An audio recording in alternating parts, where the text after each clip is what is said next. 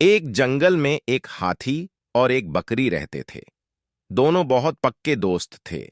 दोनों साथ में मिलकर हर दिन खाने की तलाश करते और साथ में ही खाते थे। एक दिन दोनों खाने की तलाश में अपने जंगल से बहुत दूर निकल गए। वहां उन्हें एक तालाब दिखाई दिया। उसी तालाब के किनारे एक बेर का पेड़ था। बेर का पेड़ देखकर हाथी और बकरी बहुत खुश हुए। वह दोनों बेर के पेड़ के पास गए।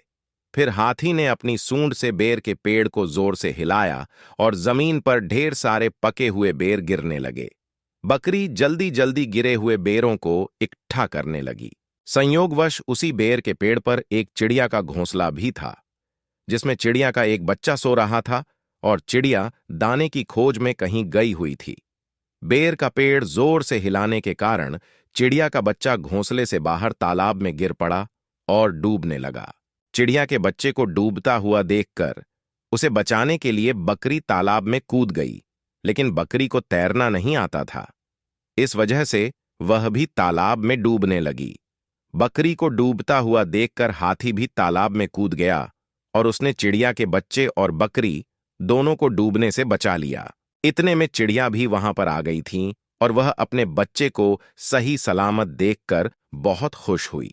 उसने हाथी और बकरी को इसी तालाब और बेर के पेड़ के पास रहने के लिए कहा। तब से हाथी और बकरी भी चिड़िया के साथ उस बेर के पेड़ के नीचे रहने लगे।